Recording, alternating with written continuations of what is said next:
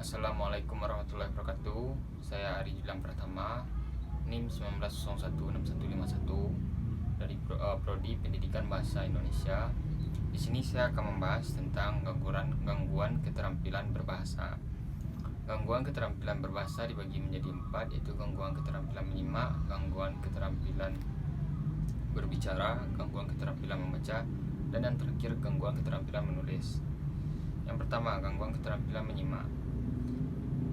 Beberapa hal yang merupakan menjadi penyebab terganggunya penyimak yaitu sebagai berikut. Yang pertama, penyimak dalam keadaan tergesa-gesa. Kedua, penyimak dalam keadaan capai atau payah. Yang ketiga, penyimak dalam keadaan bingung. Yang keempat, pembicara kurang ramah dan kurang simpati.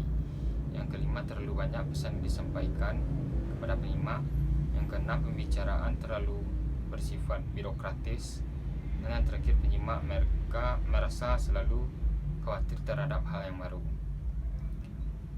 Hambatan dalam proses menyimak yaitu yang pertama, sikap penyimak.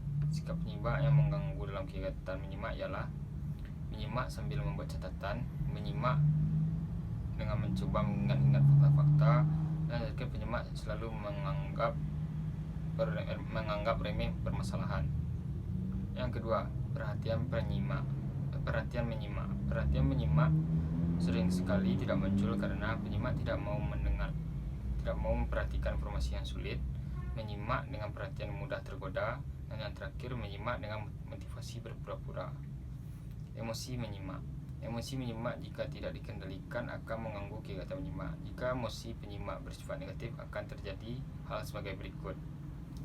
A. Menyimak dengan emosi mengecam pembicaraan dan materi.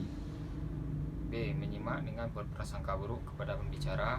Dan yang terakhir, C. Menyimak dengan materi yang terputus-putus dan melompat-lompat.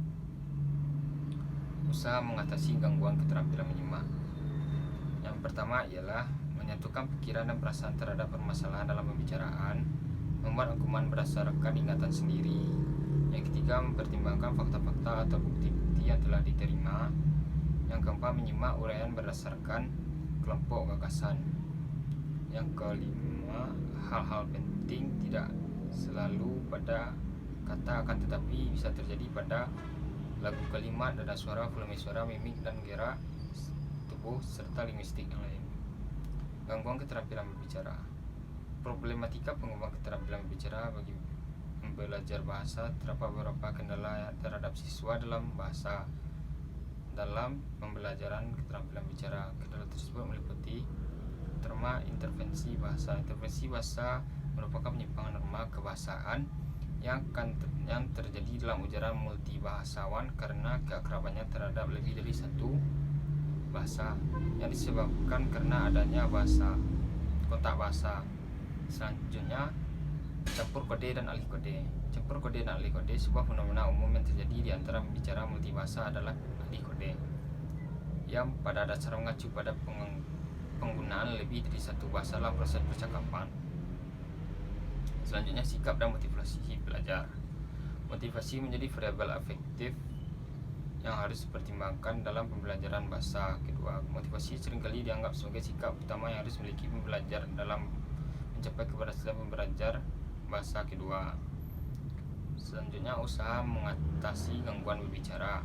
Yang pertama ialah mengatasi komunikasi dua arah dengan anak, bermain permainan sederhana bersama anak, membaca buku cerita atau dongeng anak, ajak anak belajar bernyanyi bersama. Yang ketiga yaitu gangguan keterampilan membaca. Gangguan keterampilan membaca ini disebabkan oleh yang pertama, kurang mengenali huruf, membaca kata demi kata, pemparafrase yang salah, miskin pelafalan, penghilangan, pengulangan, pembalikan, penyisipan pengertian, serta yang terakhir menggunakan gerak bibir, jadi tunjuk dan menggerakkan kepala. Bimbingan yang dapat dilakukan dalam mengatasi kesulitan membaca ialah yang pertama, huruf dijadikan bahan nyanyian, menampilkan huruf dan mendiskusikan bentuk karakteristik khususnya, gunakan bacaan yang tingkat kesulitannya masih rendah. Selanjutnya, gangguan keterampilan menulis. Kesulitan belajar menulis sering disebut juga dengan istilah disgrafia. Kesulitan belajar menulis sering dikaitkan dengan cara anak memegang pensil yang dapat dijadikan sebagai petunjuk bahwa anak berkesulitan belajar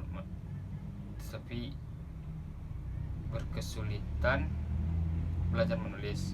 Kesulitan menulis dengan tangan tidak hanya menimbulkan masalah bagi anak, tetapi juga guru. Ada beberapa faktor yang mempengaruhi kemampuan anak untuk menulis, antara lain motorik, perilaku, persepsi, memori, kemampuan melaksanakan cross modal, penggunaan tangan yang dominan, kemampuan memahami instruksi. Bimbingan dalam mengatasi kesulitan menulis ialah yang pertama, cara memegang pensilnya. Selanjutnya, titik-titik. Guru membuat dua jenis huruf yang utuh dan huruf yang terbuat dari titik-titik. Selanjutnya, anak diminta untuk menghubungkan titik-titik tersebut. Selanjutnya, menjimplak dengan semakin dikurangi.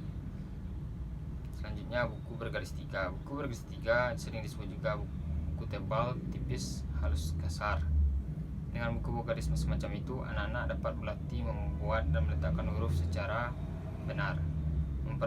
Selanjutnya, memperhatikan tingkat kesulitan penulisan huruf, bantuan verbal, dan terakhir kata kalimat. Setelah anak mampu menulis huruf, latihan ditingkatkan dengan menulis kata-kata dan selanjutnya kalimat. Penempatan huruf, ukuran, dan kemiringan hendaknya juga memperoleh perhatian.